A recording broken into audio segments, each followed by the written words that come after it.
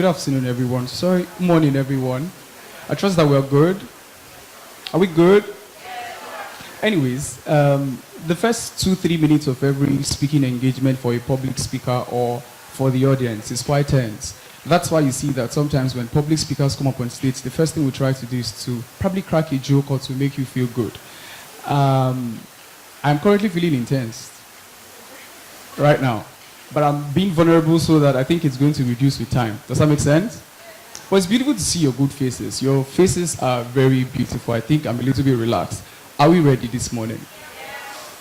I believe that everyone is creative, but not necessarily everyone is a creative, right? Everyone is creative, but not necessarily everyone is a creative. The difference really is our diverse levels of intentionality and the perspective with which we see creativity. Does that make sense? The first time I had the opportunity to stand before a crowd was in 2012. I played the role of a devil. It was a stage play. I held the audience at the edge of their seats, and for about 15 minutes, they literally felt it was the devil that was currently talking to them. But for someone who is not affiliated with the art, it almost doesn't convince the person that I am a creative. I mean, for example, a teacher, a doctor, how do you convince such a person that they are creative? I believe that whatever your profession is or whatever your ambitions are, there is a touch of creativity that we all have that causes us to stand out. And one of the reasons why this is very important is this. Creativity is so important because I believe that creativity is a build-up of our diverse experiences, our diverse knowledge, our diverse perspective that causes us to stand out and be unique even amongst quite a number of people in the sphere of influence that we decide to go on. Now, fast forward to about 2020. How many of us were alive during the pandemic? You know, during the pandemic, I realized something. There were 4 different types of people during the pandemic because everybody had time to be on the internet, right? I was consuming a whole lot of video content. I was listening to a lot of podcasts. I was getting information from carousels. I found out that in 2020, a whole lot of us found purpose. So it's either you found purpose or you began to walk in purpose, or you were consuming the content of those people who had found purpose, or you were commenting on the content of those people who had found purpose. But somehow in 2020, it was like a defining moment for a whole lot of us as young people. How many of us believe what I'm saying? This is very important to understand. Every time I was consuming this content, there was one thing that kept on coming to mind. Victor, you can also create content.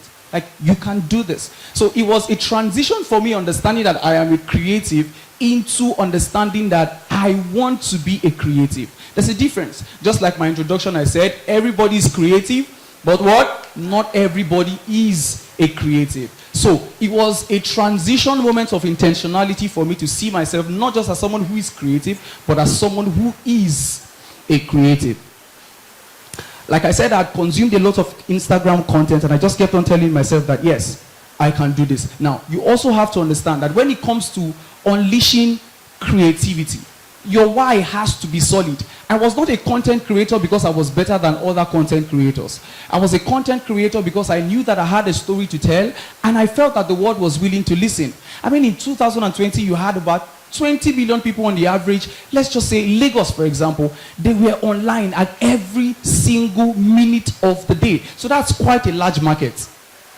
Does that make sense? And if you see the spiral trend of content creators from 2020 to 2023, even people who don't make sense are content creators.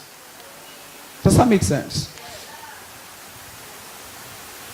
So like I said, as we forge ahead, there are 2 tips I'd like to share when it comes to unleashing creativity.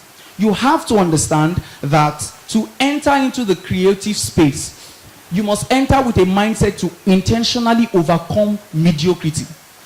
You must enter into a mindset of intentionally overcoming mediocrity. One of the things I have come to realize is because value is relative does not mean that you should go on the internet, show us your bum, become an influencer and think that's it. And I think that for most creatives like that, that's why you never find them in highly intelligent conversations like this. Because there's a distance between the bum and the brain. It's quite high. I think we have celebrated mediocrity for far too long in our society as Nigerians. And that's why some of the results we see, we cannot really blame ourselves because we have entertained foolishness to an extent. Does that make sense? So what's the essence of your value? What you intend to bring to the table? What's it scaling on the global market? If we take you away from the midst of people that you think you are a superstar to, and we bring you to a more global platform, what value would you be able to intentionally create to a society of people who have what? Bright minds. You know, it's easy to be a king when you're in the midst of foolish people. But when you are exposed to a society of wise men, you would understand that wisdom takes time. Does that make sense? You know, about 10 years ago, still talking about mediocrity, about 10 years ago, when the average comedian comes up on stage, the first thing they tell us is how poor their families are. Some of them will even tell us that the rats in their father's house did not come to their room because they did not have anything to feast on. I mean, who told us that scarcity is the muse to creativity?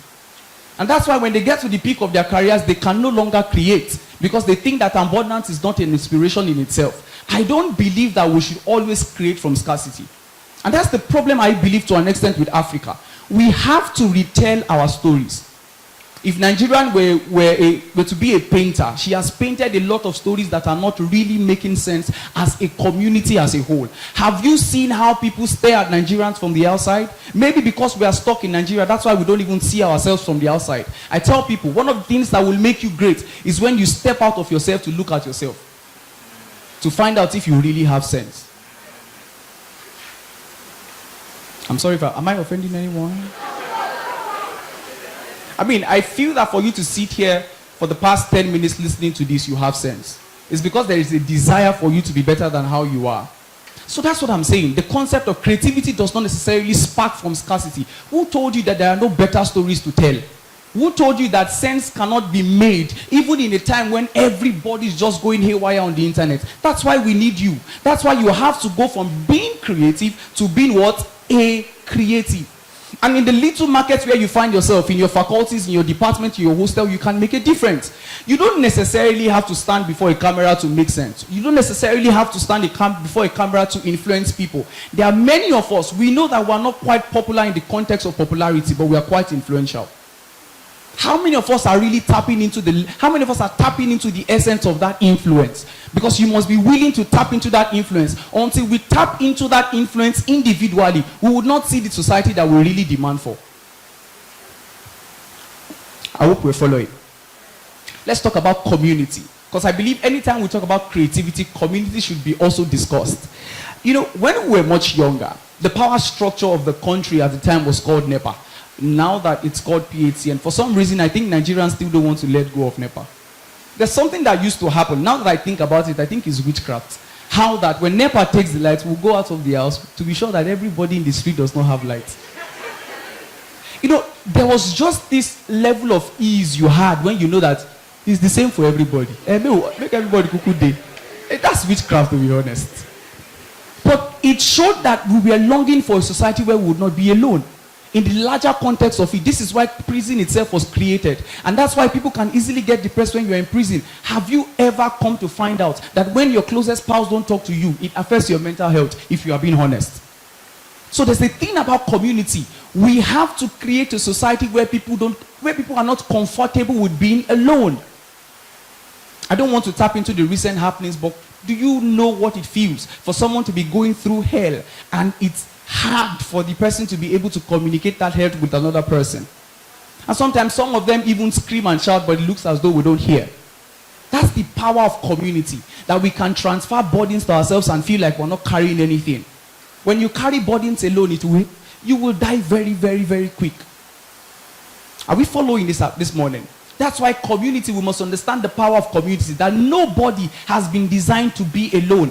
And this is not even in the context of relationships or marriage. This is the context of destiny. It is not good that a man goes through the path of destiny by himself. That's why it's not just about being a creative person. It's also finding network of creative people so that your creativity can last long.